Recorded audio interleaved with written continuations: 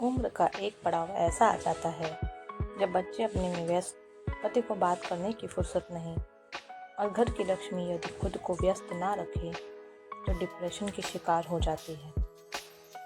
अब आप कहेंगे कि भला आज की नारी के पास वक्त कहाँ है डिप्रेशन में जाने का। हर जगह तो उसने खुद को भी व्यस्त कर रखा है, पर अभी भी आधे से ज़्यादा ऐसी गृहलक्ष्मियाँ हैं जो उम्र के 40-45 साल तक आते आते अजीब मनस्थिति में पहुंच जाती हैं।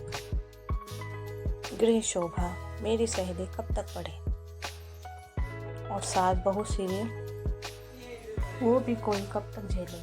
सोचते सोचते मीना इस कमरे से उस दूसरे कमरे में जर्सी सामान इधर से उधर पड़ती जा रही थी। पड़ोस में रहने वाली अपनी कम उम्र का हाल वो देख चुका था।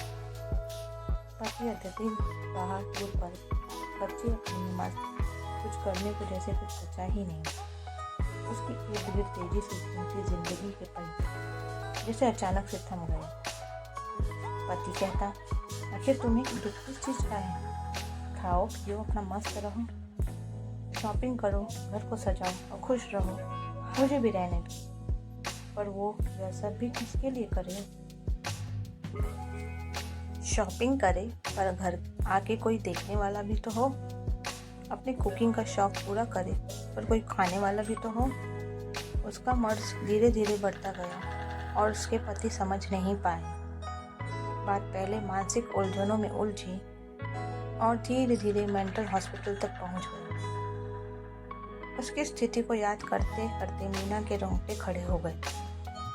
क्या वो खुद ऐसी स्थिति में नहीं जा रही है? उसने खुद को आईने में देखा।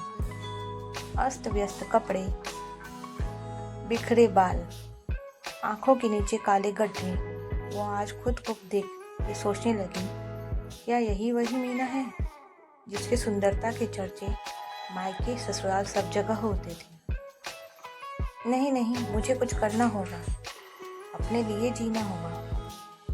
मैं अपनी पड़ोसन वाली स्थिति में नहीं जा सकती हूँ। यह सोचते सोचते तो वो बाहर बरामदे में आ गई। तभी उसको पड़ोस में रहने वाली अनु दिखी। वो 23-24 साल की लड़की थी। अभी पढ़ रही थी, कॉलेज में एमए कर रही थी, साथ साथ किसी एनजीओ में काम भी करती थी। वो शाम को अक्सर मीना के पास आती और उसको अपने साथ चलने को कहती। साथ में वो अक्सर मीना को कहती कि आप इतनी सुंदर हो, कुछ तैयार होके रहा करो, अपना ध्यान रखा करो। पर मीना अक्सर यह बात टाल जाती कि किसके लिए सजे और खुद को संवारे। पति को देखने तक की फुर्सत नहीं है और न यह कहने की कि मीना तुम सुंदर हो। पर आज उसने उसकी बात को गंभीरता से सोचा और फिर अनु को अपने पास बुलाया और कहा कि तुम उस दिन कुछ सोशल वर्क के लिए कह रही थी ना, अब बताओ कि क्या करना होगा। सच आंटी, आप करेंगी?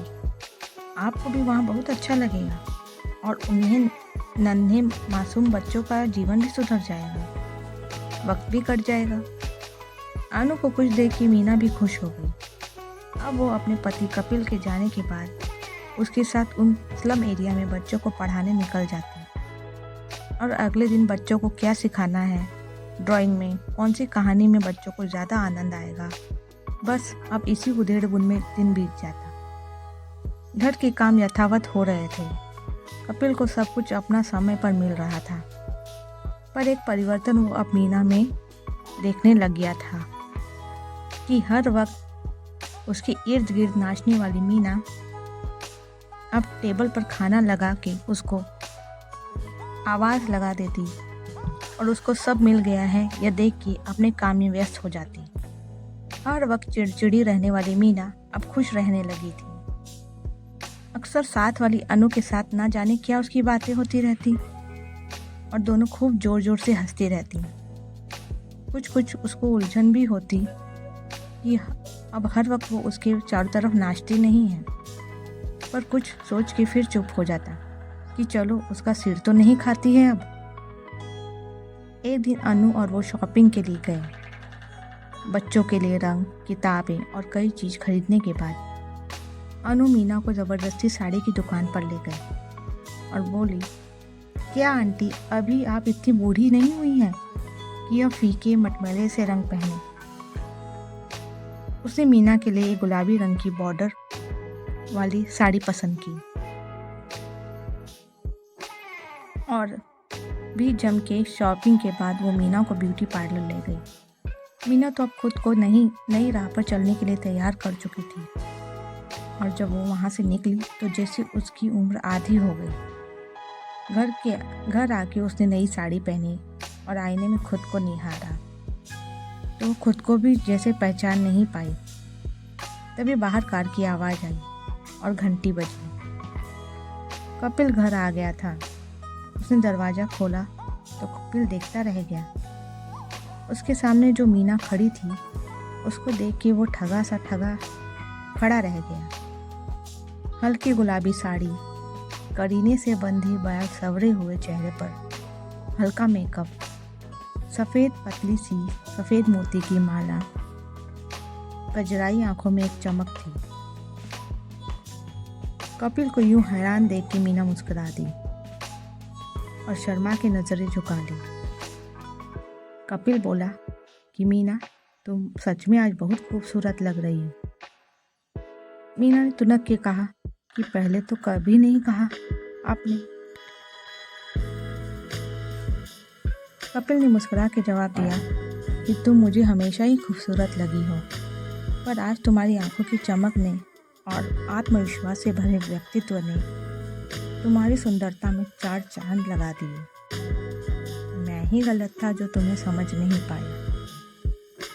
सच में अब जाके तुम्हारी इस अकेलेपन की समस्या का और कुछ कर गुजरने वाले जज्बे को समझ पाया हूँ। तुम यूं ही आगे बढ़ो, मुझे बहुत खुशी होगी। मीना सुन के मुस्कुरा दी। अब उसको अपने जीवन की मंजिल की राह और उस पर चलने का हौसला साफ साफ दिखने लगा था। कहानी पसंद आए तो लाइक, सब्सक्राइब और शेयर अवश्य करें। धन्यवाद।